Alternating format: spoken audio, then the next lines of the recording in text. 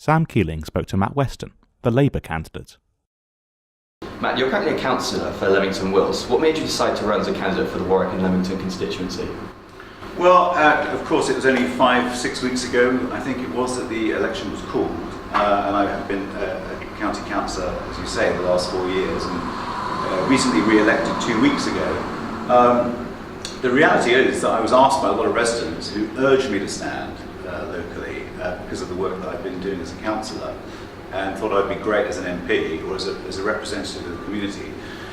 So it really came from them. I've got to say that I've never imagined that I would be a politician. It was never on my kind of career horizon. But I have enjoyed what I've done as a councillor and have really made, I think, as I was told, quite a difference locally. Leamington is a town with quite a high proportion of students, so what will you do specifically to help students in the area? Well, I'm very conscious that there is a very large student community. I mean, I think Warwick and Leamington and the whole area benefits greatly from the university. We're very lucky in that respect. And I think you could say that in some respects that Leamington is almost like a university town. It's quite unusual because the university, of course, is Coventry located, but I think a lot of the community that work or attend the university live down in Leamington. So yes, I have. What will I do? Well, I think I've already started, and I think the student community and many others will recognise that. I live right in the heart of Old Town in South Leamington, and I do a lot of casework for students. One such piece of casework was actually on bus passes. I don't know if you've heard about that campaign that I've been running, which is about urging Stagecoach to reverse their decision to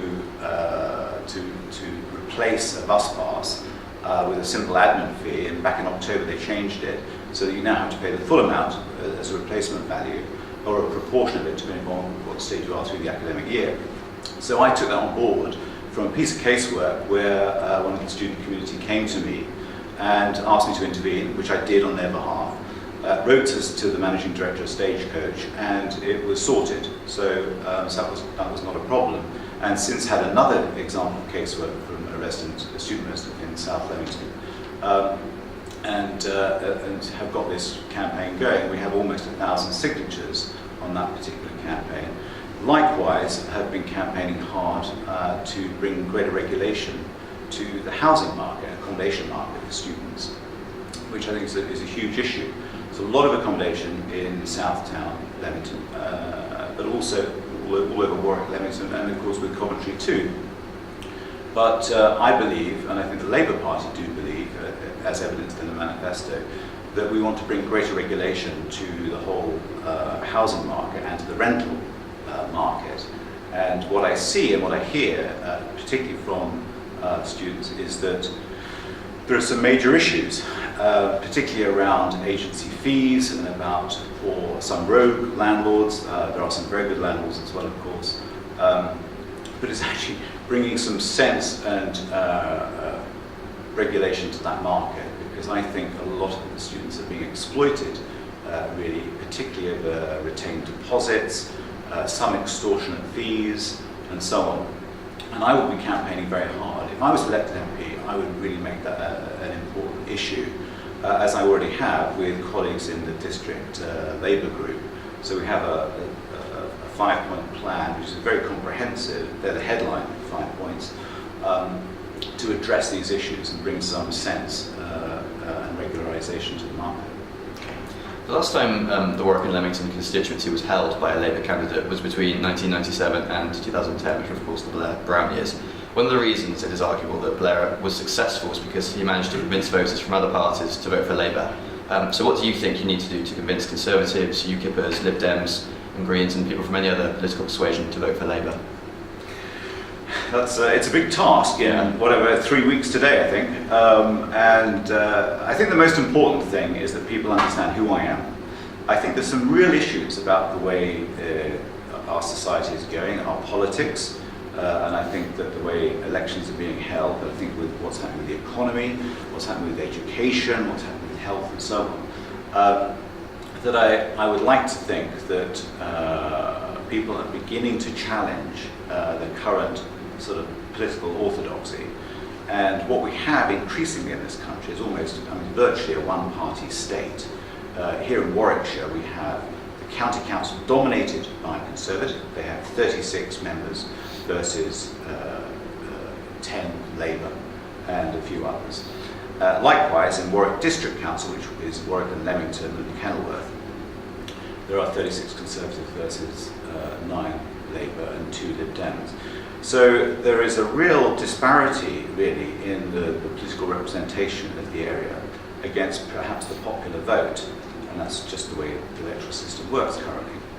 But I really believe that for every member of this constituency, whether it be the student community or the long-term resident community, they need a powerful voice to represent them, which is also a counterpoint, really, to these authorities. If we have basically a one party dominating every tier of our political structure, things just will not be held to account, and we will, that's what happens in monopolies or in dictatorships.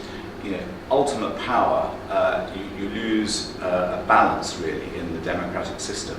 So I think it's really crucial, and I would hope that some moderate Conservatives, Lib Dems, Greens, UKIPers, whoever, will see that it's crucial that we have that counter voice, and I'm sure I can be that person.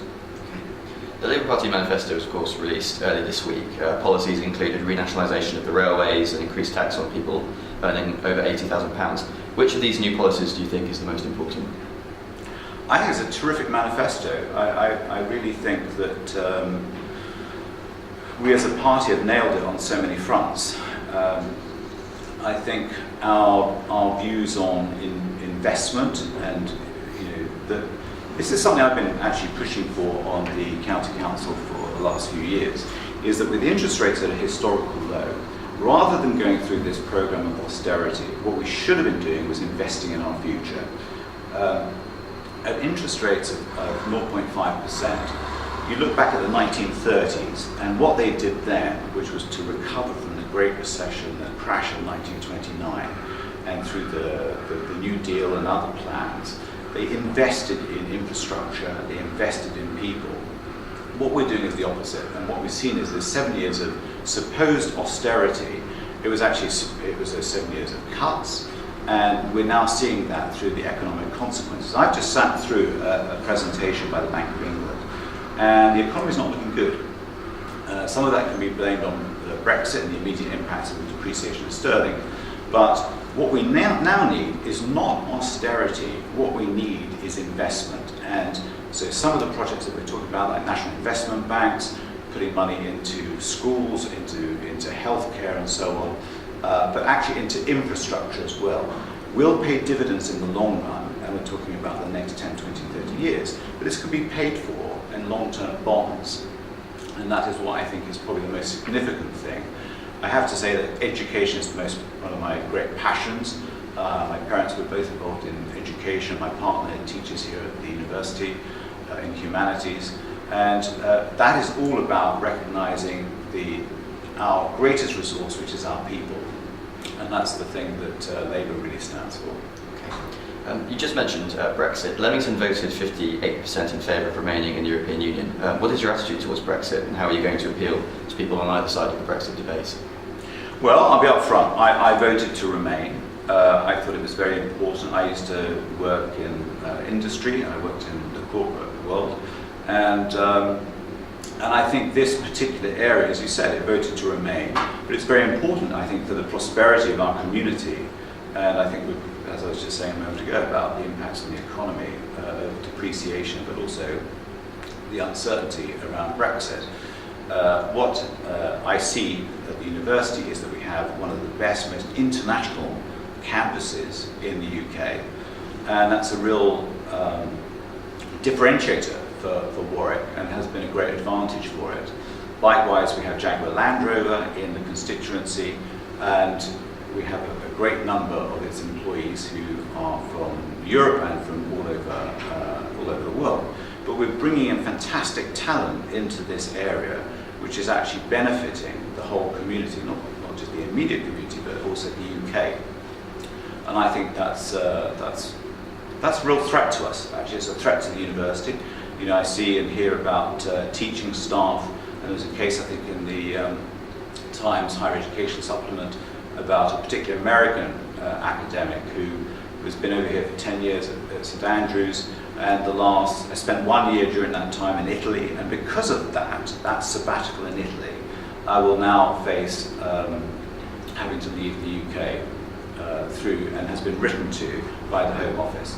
And this is really concerning because of what's happening with the current student population, international students, and the uncertainty they face, but also the academic staffs. And of course, what is so crucial with any organisation is its people. And if Warwick starts losing some of its best people, I think that will be desperate.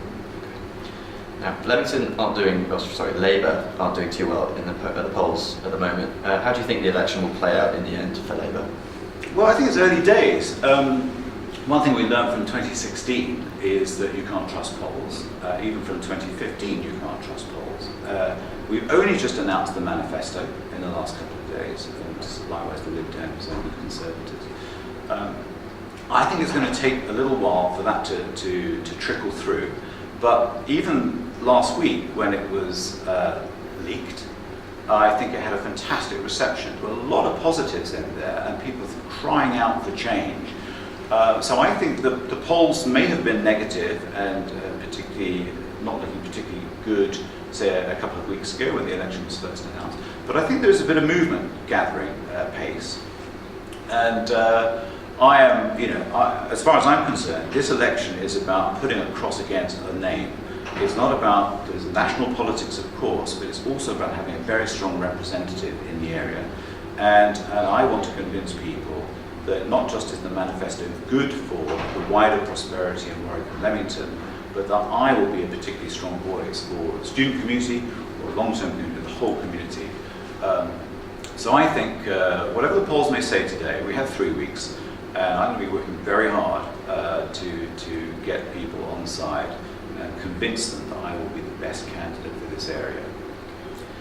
You mentioned a moment ago that you're very interested in education. What other different issues are you most interested in?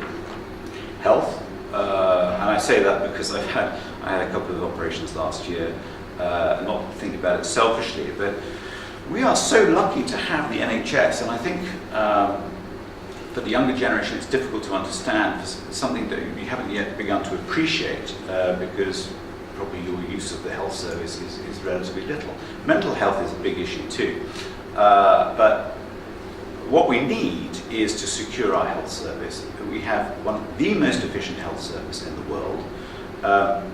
We spend a reasonable amount of our GDP on it, but it's not secure. We've secured the defence budget against our GDP, but we're not prepared to secure our health budget. I think it's crucial that we should do that. Because if you don't have health, you don't have anything. And so the government may talk about unemployment, it may talk about productivity and so on, but you must start with a well-educated, healthy society that is capable of working and contributing to society and to the economy. So health is extremely important to me, as is the environment. I've done a lot of work as a resident and also as a counsellor on environmental issues. And one particular thing that I'm very proud of is the Warwickshire Energy Plan, which I proposed 2 years ago. And that will see every household in Warwickshire benefit with the potential for reduced utilities bill, so electric and gas. And Ofgem, which is the Office for Fair Generation Energy, they have quoted a figure of £400 per household upside, so benefit to every household in Warwickshire, depending on the size of the house, will benefit of up to £400 in lower utility bills. That's something I put through at Warwickshire, so whether it's a student household or whether it's any other household, if you sign up to that energy plan, to that energy supply service, you will see your bills come down. We've already seen at the beginning of this year energy companies pushing up their prices by sort of 10-20% without wholesale prices really rising. And so there is something fundamentally wrong with that market, and that's something that I've introduced. So I'm concerned about the environmental issue linked to energy, and we'll see a lot more about energy as promised in the manifesto. We're quoting a figure of 60% coming from renewable by 2030, and I think it's a fantastic ambition, and that's something I'm really passionate about. Okay.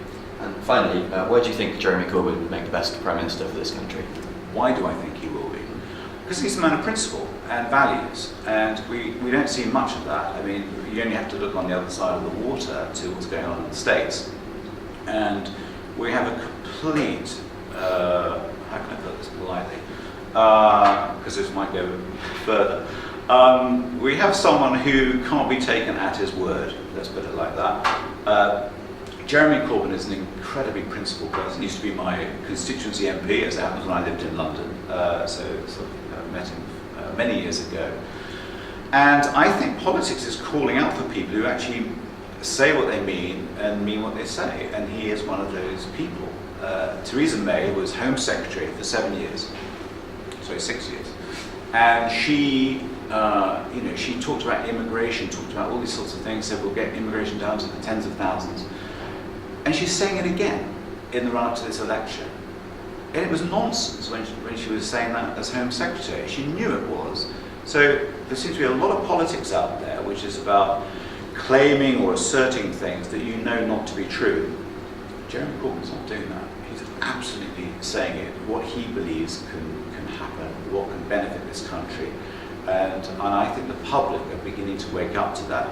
You just have to look at Leamington Town Hall steps, 12 days ago, when I had the pleasure of inviting him to our area.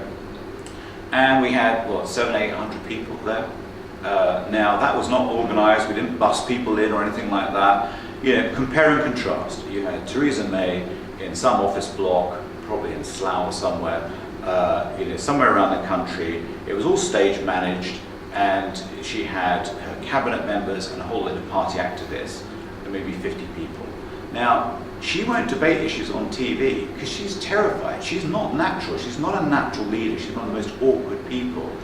And you have to look at her and sort of get an idea of her judgment. Who else would walk through whatever it was, the Rose Garden at the White House, hand in hand with Donald Trump? Not Angela Merkel, that's for sure. I'd much rather have someone like Angela Merkel as a leader in this country. Jeremy Corbyn knows how to handle people like Donald Trump and where to draw a line. He would be such a great person to lead this country into a new era. Okay. Matt Weston, thank you very much. You're very welcome. Thank you.